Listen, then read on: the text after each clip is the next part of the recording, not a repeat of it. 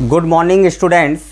आज हम class 12th की यूनिट नंबर 4 डिटर्मिनेंट का लेक्चर नंबर 4 स्टार्ट करने जा रहे हैं। लेक्चर नंबर 3 में हमने 4.1 एक्सरसाइज डिस्कस कर ली थी।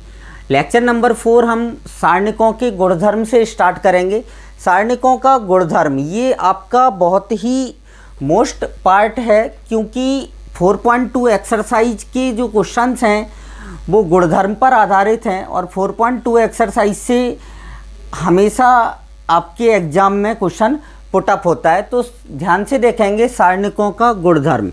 पहला गुणधर्म क्या होता है कि यदि किसी सारणिक की पंक्ति और स्तंभों को परस्पर बदल दिया जाए, मतलब किसी सारणिक का अगर आप परिवर्त निकाल दें, क्या निकाल दें? परिवर्त निकाल दें। आप पंक्ति और स्तंभों को परस्पर क्या करें? बदल दें।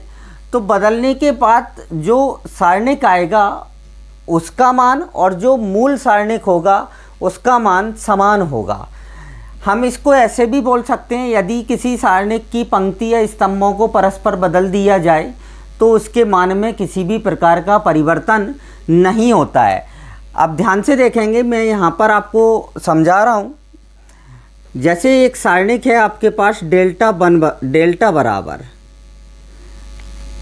A1 A2 A3 B1 B2 B3 C1 C2 और ये C3, जैसे ये सारणिक दिया है आपको।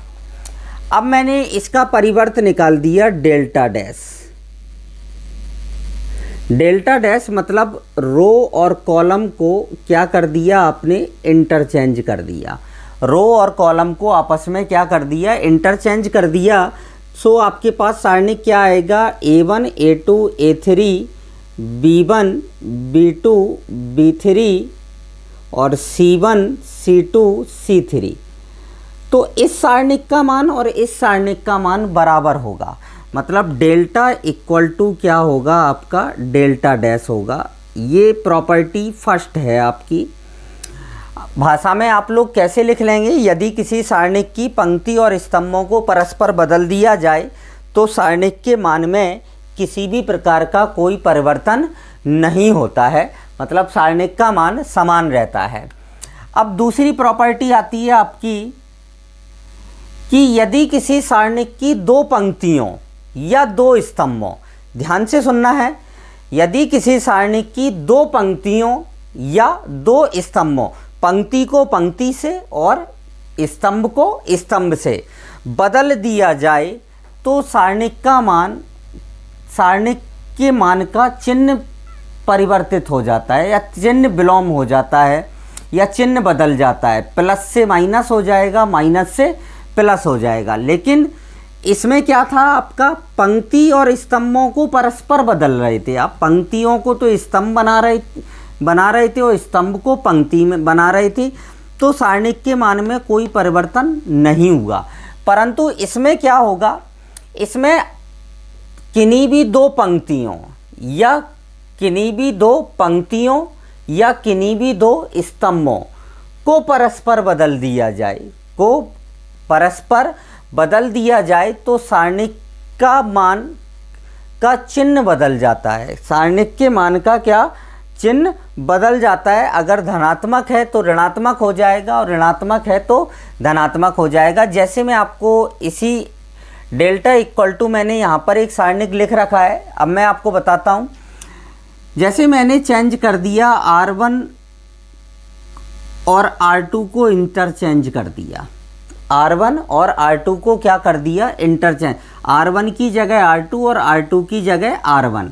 सो आपको क्या मिलेगा? ध्यान से देखेंगे, इधर R1 की जगह R2 पहुंच जाएगा तो A2 B2 और ये C2 आ जाएगा। यहाँ पर A1 B1 C1 A3 B3 और ये C3।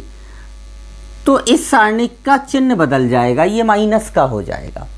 अगर हम किन्हीं भी दो पंक्तियों को परस्पर बदलते हैं या किन्हीं भी दो स्तंभों को परस्पर बदलते हैं तो सारणिक के मान का चिन्ह परिवर्तित हो जाता है।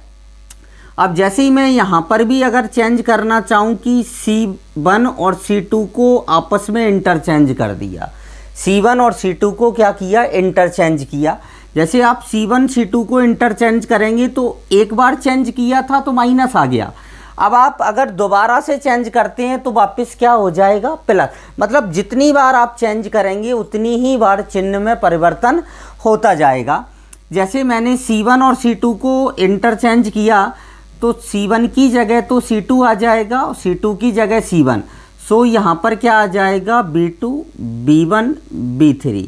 C2 कहाँ आ गया, C1 की जगह, और A2 A1 A3 और C2 अपनी जगह C1 C3। तो सारणिक का मान वापस कैसा हो गया, पॉजिटिव। अगर आप दोबारा से चेंज करेंगे तो वापस कैसा हो जाएगा, नेगेटिव।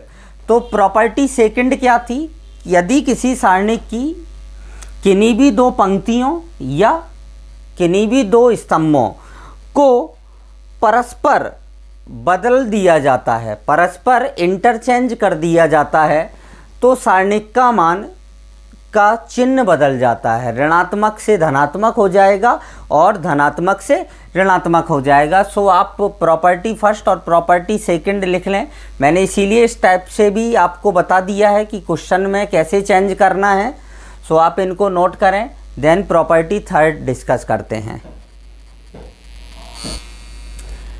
नेक्स्ट आता है थर्ड प्रॉपर्टी। थर्ड प्रॉपर्टी क्या आता है कि यदि किसी सारणिक की दो पंक्तियों या दो स्तंभों के अवयव समान हों, कोई भी दो पंक्तियों के अवयव या कोई भी दो स्तंभों के अवयव अगर समान हैं तो उस सारणिक का मान शून्य होता है। तो उस सारणिक का मान कैसा होता है, शून्य होता है। ध्यान से सुनेंगे सभी स्टूडेंट।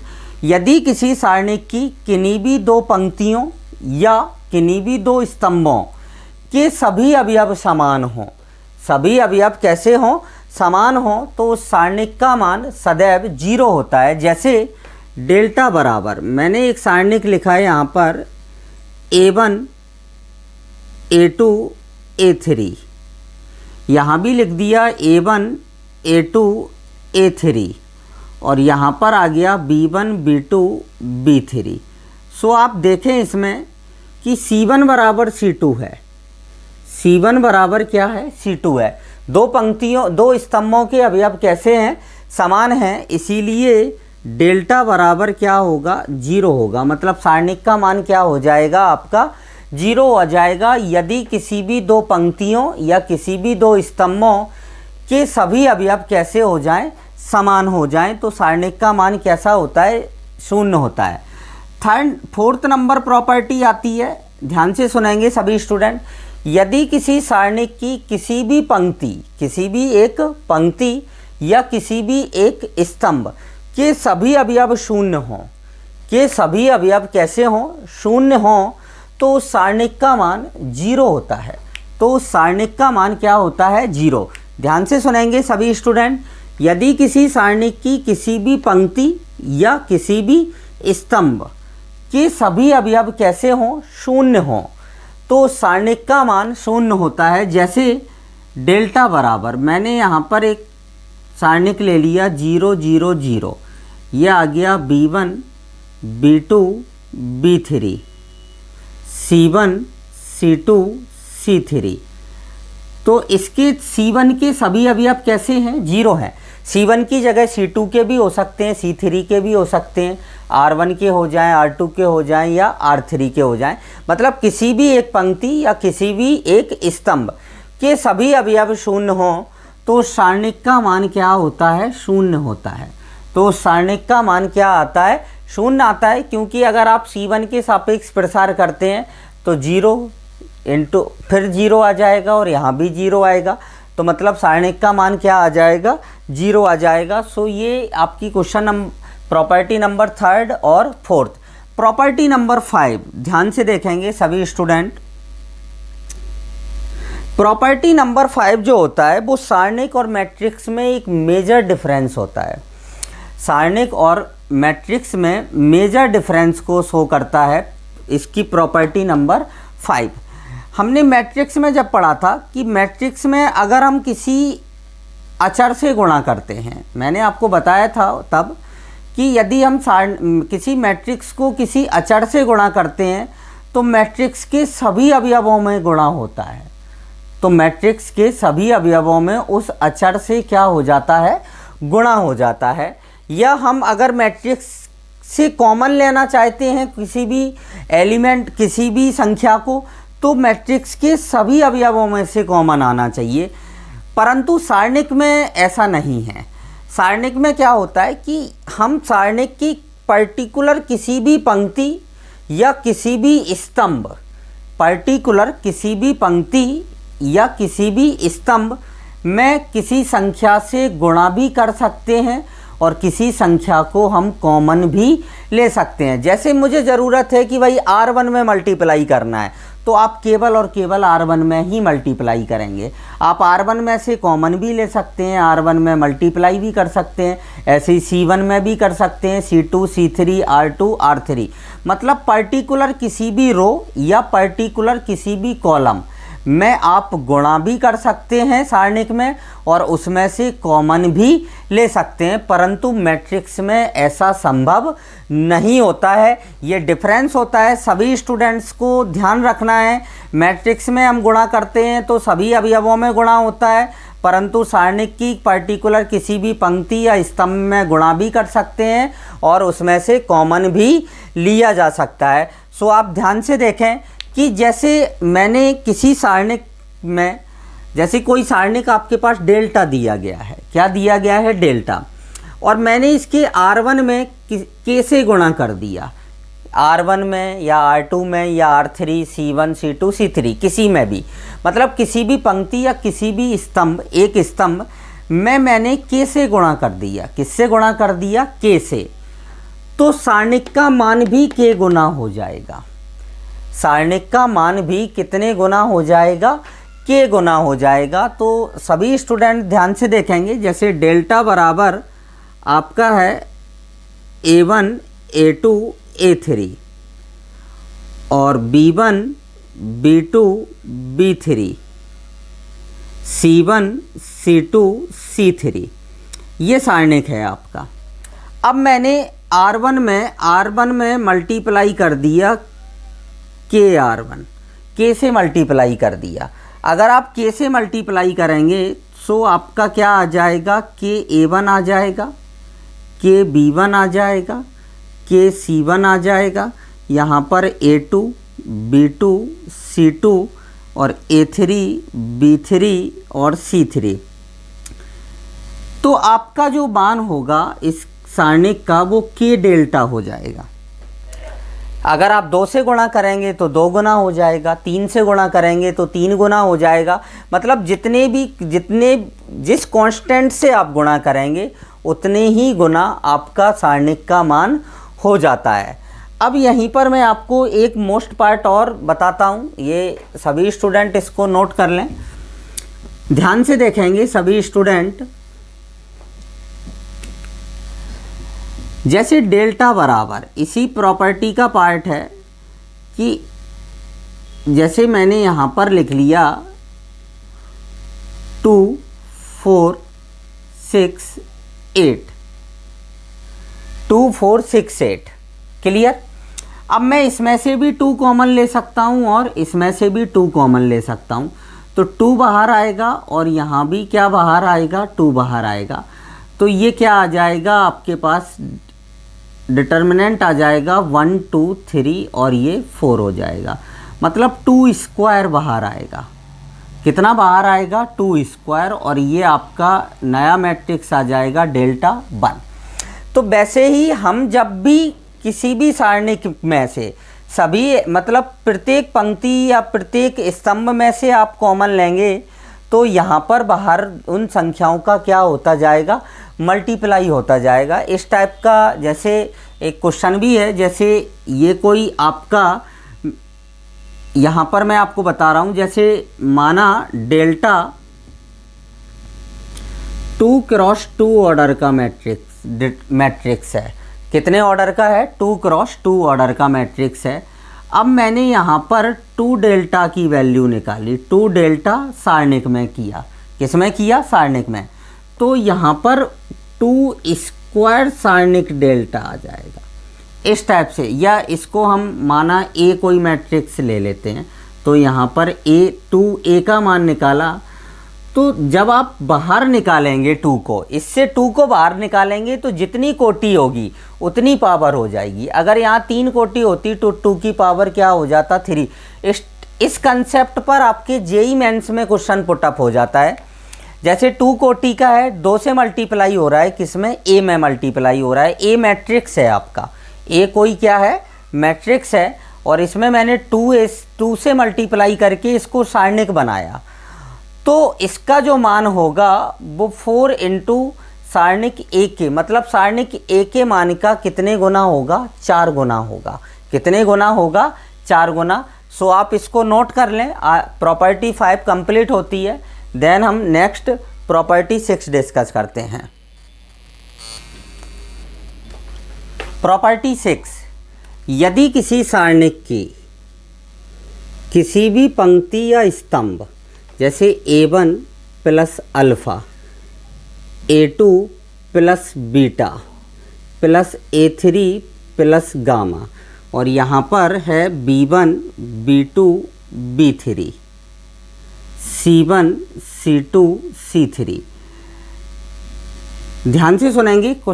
6 नंबर गुणधर्म, यदि किसी सारणिक की किसी भी पंक्ति या किसी भी स्तंभ कि प्रत्येक अवयव में 2 अवयवों का योग हो, प्रत्येक अवयव में कितने अवयवों का योग हो 2 अवयवों का योग हो, तो उस सारणिक को हम 2 सारणिकों के योग में तोड़ सकते हैं।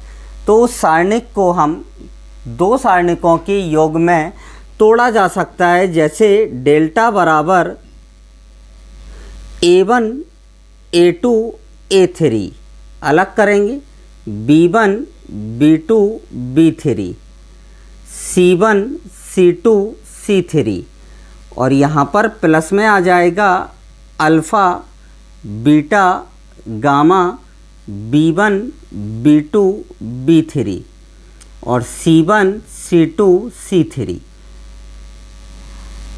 इस टाइप से 2 सारणिकों के योग में तोड़ा जा सकता है। परंतु अगर यहाँ भी 2 हों और यहाँ भी 2 हों, तो सभी अवयवों में 2 अवयवों का योग हो, इसमें भी 2 अवयवों का योग हो, इसमें भी हो, तो पहले हम C1 तोड़ेंगे। पहले C1 को 2 मैट्रिक्स में, C1 से 2 मैट्रिक्स 2 डिटर्मिनेंट आपके बनेंगे। फिर हम B को तोड़ेंगे, इस C2 नंबर स्तंभ को तोड़ेंगे। सो यहाँ से आपके पास कितने मैट्रिक्स डिटर्मिनेंट बनेंगे 2। पहले C1 को तोड़ेंगे बारी बारी से, एक संग नहीं। पहले C1 को ब्रेक करेंगे, 2 सारणिकों में योग में आ जाएगा। फिर इसके बाद हम C2 को ब्रेक करेंगे, तो यहाँ से कितने सारणिक हो जाएंगे 4।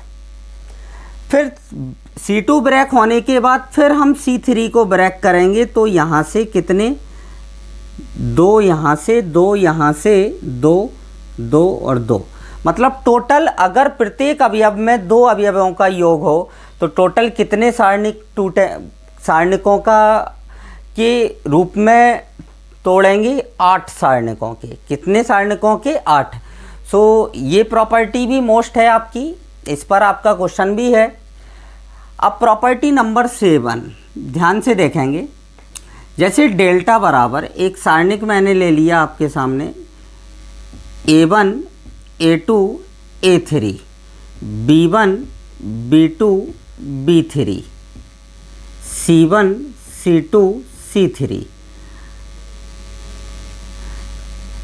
ध्यान से देखेंगे, यदि किसी सारणिक की किसी भी पंक्ति या स्तंभ के सभी अवयवों को, किसी भी पंक्ति या स्तंभ के सभी अवयवों को संगत किसी दूसरी पंक्ति या दूसरे स्तंभ के संगत अवयवों से जोड़ दिया जाए या घटा दिया जाए।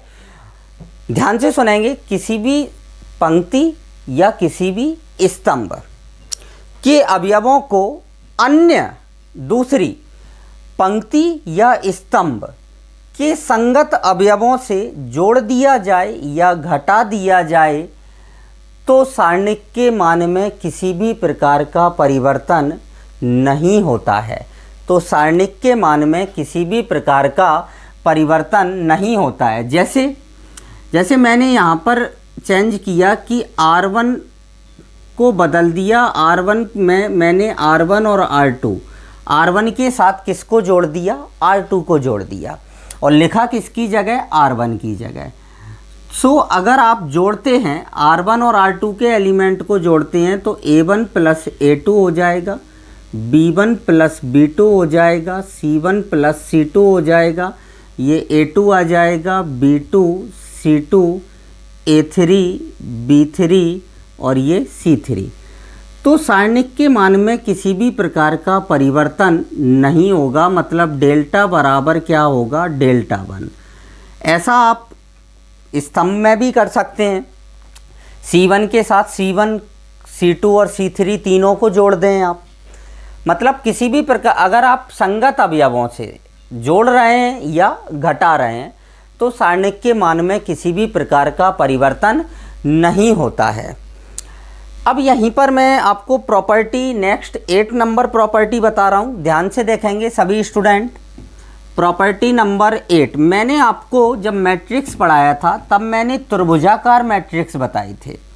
क्या बताए थे, त्रिभुजाकार मैट्रिक्स। त्रिभुजाकार मैट्रिक्स दो तरह के त्रिभुजाकार मैट्रिक्स होते हैं, एक तो होता है आपका अपर ट्राइंगुलर मेथड और एक अपर ट्राइंगुलर मैट्रिक्स, और एक होता है लोअर ट्राइंगुलर मैट्रिक्स। जैसे 8, जैसे ये मैट्रिक्स लिख दिया मैंने यहाँ पर